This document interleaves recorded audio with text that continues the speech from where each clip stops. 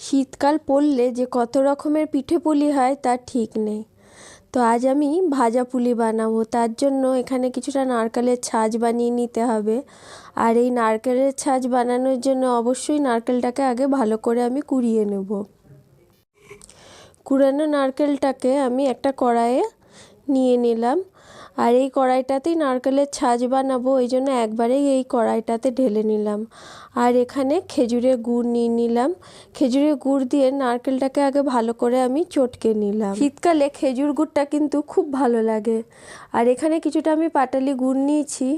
এই পাটালি গুড়টাকে আমি কেটে নিচ্ছি। পাটালি গুড়টাও ওই নারকেলের মধ্যে আমি দিয়ে দেব। এই খেজুর গুড়ের পাটালি খেতে কিন্তু খুব ভালো লাগে। তো এই পাটালির গুড়টাও কিছুটা নারকেল কুড়োর মধ্যে আমি দিয়ে ভালো করে এটাকে মাখিয়ে নিচ্ছি। মাখানোর পর এটাকে মিনিমাম আধ ঘন্টা মতো রেখে দিতে হবে। আর এখানে কিছুটা দুধ আমি ক্ষীর করে নিচ্ছি। আর এই ক্ষীরটা কিন্তু ওই নারকেল কুড়োর মধ্যেই দিব। তো নারকেল কুড়াটার ছাঁচ বানাবো বলে গ্যাসের উপর বসিয়ে দিলাম কড়াই সমেত। এটা যখন ভালোভাবে আঠালো হয়ে যাবে আর কালচে রং ধরে যাবে, তারপর যে ক্ষীরটা করে রেখেছিলাম সেই ক্ষীরটা কিন্তু নারকেল কুড়োর মধ্যে দিয়ে দিতে হবে। নারকেল কুড়োর মধ্যে ক্ষীরটা দিয়ে ভালো করে নেড়ে চেড়ে নেব। এই ক্ষীরটা কিন্তু শুধু খেতেও খুব ভালো হয়। এরপর নারকেলটা যতক্ষণ না আঠালো হবে ততক্ষণ ভালো করে নেড়ে নিতে হবে। আর আঠালো হলে ঠিক বুঝতে পারবেন নারকেল কুড়োর মধ্যে কোনো রকম জল থাকবে না। আর এই নারকেল কুড়োটার ছাঁচ আমি বানিয়ে নিয়েছি। নারকেল কুড়োর এই ছাঁচটাও খেতে কিন্তু দারুণ লাগে। তো এই নারকেল কুড়োর ছাঁচটা আমি পিঠেতে দেব বলেই বানিয়ে নিলাম। আর এখানে কিছুটা মুগের ডাল নিয়ে নিচ্ছি। এই কোটোটার আমি 1.5 কোটো মাপে মুগের ডাল নিয়ে নিয়েছি। এতে মুগের ডালের সঙ্গে যদি মনে করেন কলাইয়ের ডাল নেব তাও নেওয়া যাবে, কিন্তু আমি শুধু মুগের ডাল দিয়ে এই পিঠেটা বানাবো। আর মুগের ডালটাকে শুকনো কড়াইয়ে ভালো করে নেড়ে এটাকে ভালো করে ধুয়ে নিতে হবে। আর মুগের ডালটা কিন্তু খুব ভালো করে কচলে 2-3 বারে ধুয়ে নোংরা জলটাকে ফেলে দিতে হবে। এই ভাজা পুলিটা খেতে খুব ভালো হয়, বিশেষ করে শুধু মুগের ডাল দিয়ে করলেও খেতে কিন্তু খুব ভালো লাগে। আমি ওই জন্য শুধু মুগের ডাল দিয়ে পিঠেটা করব। এরপর আমি কিছুটা গরম জল দিয়ে দিলাম ডালটা সেদ্ধ হওয়ার জন্য। আর সামান্য একটু হলুদ দিয়ে দিতে হবে। আর দিয়ে দেব পরিমাণ মতো লঙ্কা গুঁড়ো। আর লঙ্কার গুঁড়োর ঝালটা যে যেমন খাবেন সেই অনুপাতে লঙ্কার গুঁড়ো দিতে হবে। আর দিয়ে দিলাম কিছুটা নুন। খেয়াল রাখবেন কিন্তু ডালে খুব বেশি জল দেওয়া যাবে না। আর এখানে কিছুটা আদা গ্রেট করে রেখেছিলাম, সেই আদাটাও দিয়ে দিলাম ডালের মধ্যে। এরপর ডালটাকে সেদ্ধ হতে দিতে হবে। আর ডালে জলের পরিমাণটা সামান্যই দিতে হবে, খুব বেশি দেওয়া যাবে না। কিছুটা মিষ্টি আলু ছিল, সেই মিষ্টি আলুটা আমি সেদ্ধ বসিয়ে দিয়েছি।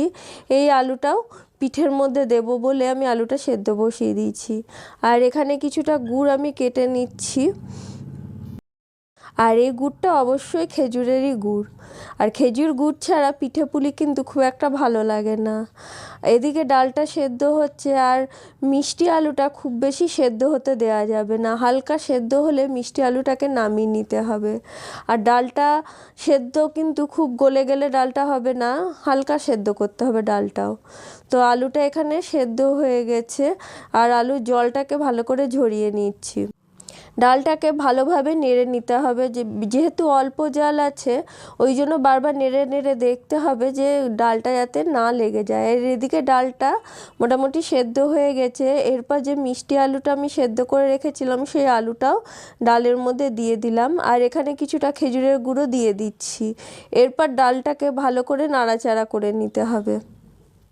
এই পিঠে পুলিটা কিন্তু ঝাল মিষ্টি সব রকম স্বাদই থাকে, ওই জন্য খেতে বেশি ভালো লাগে।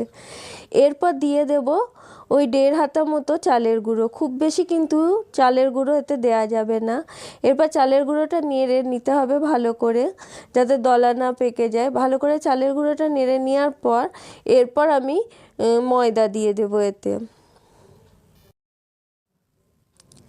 আর চালের গুঁড়ো দেওয়ার পর ভালো করে নাড়া হয়ে গেলে ময়দা দিয়ে দিচ্ছি এর মধ্যে। আর ময়দাটা ওই 2 হাতা মতোই আমি দেব, তারপর লাগলে আন্দাজ করে আরও একটু ময়দা দিতে হবে।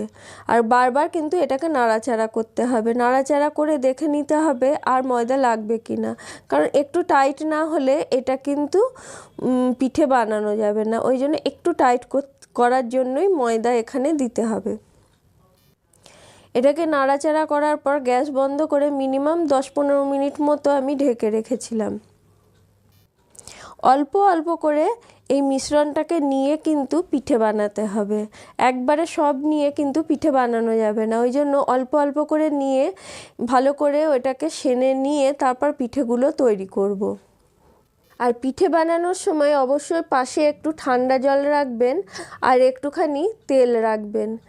তো ঠান্ডা জল দিয়ে এটাকে আগে হাতে ঠান্ডা জল নিয়ে এটাকে আগে সেনে নিতে হবে, তারপর কিছুটা তেল হাতের মধ্যে নিয়ে কিন্তু পিঠেটা তৈরি করতে হবে, নাহলে কিন্তু হাতে পিঠেটা লেগে যাবে। ওই জন্য হাতে বেশি করে একটু তেল নিয়ে নিতে হবে। প্রথমে গোল গোল করে নিতে হবে, তারপর এটাকে একটা বাটির আকার করে নেব। তারপর এতে পরিমাণ মতো পুর দিতে হবে। পুর দেওয়ার পর কিন্তু মুখটা ভালো করে আটকাতে হবে, নাহলে কিন্তু এটা ফেটে যাবে। এরপর মুখটাকে আমি ভালো করে লাগিয়ে নিব। লাগিয়ে নেওয়ার পর লম্বা করে এটাকে গোল করে নিতে হবে। এইভাবে এক এক করে প্রতিটা পিঠে বানিয়ে নিতে হবে।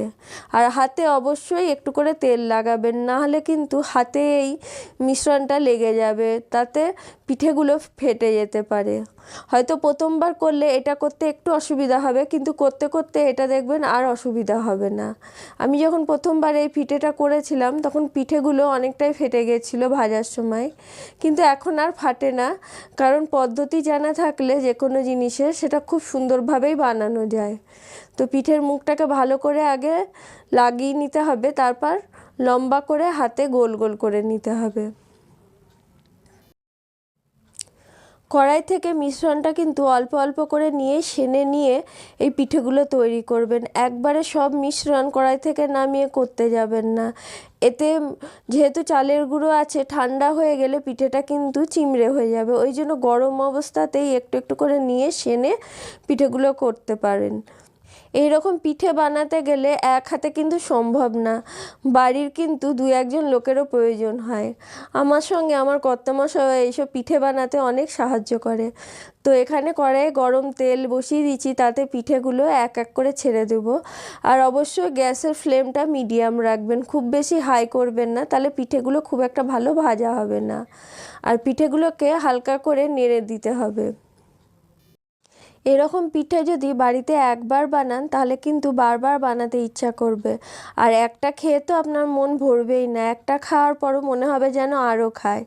আর সত্যি কথা বলতে গেলে পিঠে পুলি কিন্তু 1-2 খেয়ে মন ভরে না, বাসি খেতে এই পিঠে পুলি কিন্তু বেশি ভালো লাগে। তো পিঠেগুলো আমি এক এক করে ভেজে নিয়েছি, আর পিঠেগুলো কিন্তু খুব সুন্দর ভাজাও হয়েছে। সব পিঠের মধ্যে কিন্তু এই ভাজা পুলিটা খেতে দারুণ লাগে। তো আমার এই রেসিপিটি যদি ভালো লাগে অবশ্যই কমেন্ট করেন। আর এখানে পিঠের মধ্যে দেখুন পুরটা কি সুন্দর ঢুকেছে, আর খেতে কিন্তু দারুণ হয়েছিল। তো যদি ভালো লাগে অবশ্যই কমেন্ট করেন।